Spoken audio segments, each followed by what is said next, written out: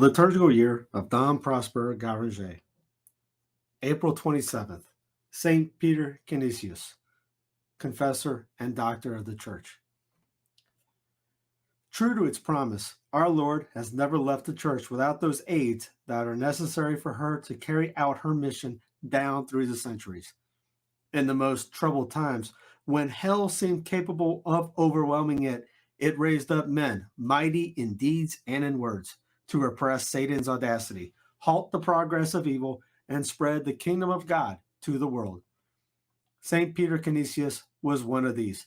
Courageous and sweet, humble and wise, professor, writer, speaker, and polemicist, ready to go to any battlefield, preacher of sovereigns, and catechist of children, first provincial of the Society of Jesus in Germany, theologian at the Council of Trent, nuncio to popes, to bishops, and princes, interested in all religious questions of his time.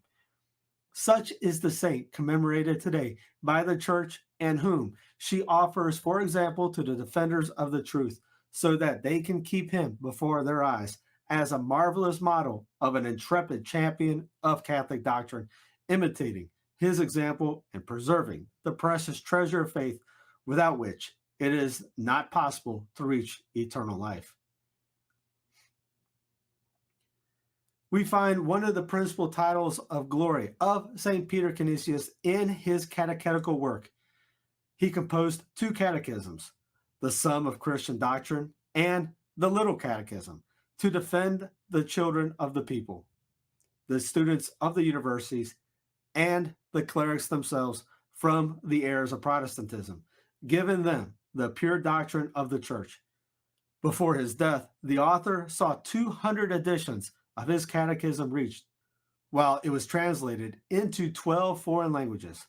The good he did is immense, and since the 18th century, Canisius was called the doctor of almost all nations. This judgment was ratified by Pius XI, who, canonizing him, declared him protector of the Catholic religion in Germany and doctor of the Universal Church. Peter Canisius was born in Nijmegen in 1521, the same year in which Luther openly rebelled against the Church. At 15, he went to study fine literature at Cologne. During this stay, he made a vow of perpetual chastity, and shortly after, he entered the Society of Jesus. Ordained a priest, through his ministries and his writings, he undertook to defend the Catholic faith against the attacks of the innovators. He twice took part in the sessions of the Council of Trent and was commissioned by Popes Paul IV and Gregory XIII to carry out some missions. With his zeal, he revived the faith of the leaders of the Germanic Empire in the Diet of Regensburg and Augsburg, and in Worms, he confused the heretical magistrates.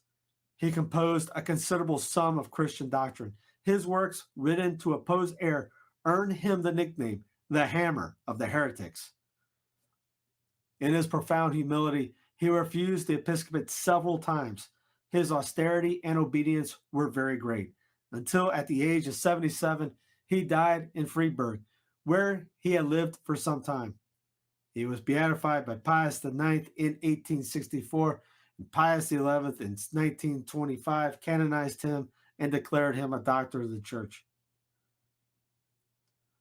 Lord, let us make our own the feelings of faith ardent and proud, which the Holy Doctor expressed at the beginning of the Sum. I do not know Luther at all, and I repudiate Calvin. I pronounce the anathema against all heretics. I do not want to have anything in common with them. They do not say and believe the same things, nor do they observe the same rules of faith of the one and Holy Catholic and Roman Church. Instead, I associate myself in common of faith and approve the religion and doctrine of all those who listen to and follow Christ, not only in his teachings on Scripture, but also in the decisions of the ecumenical councils and in the word that came from the top of the chair of Peter, as in the testimony of the fathers.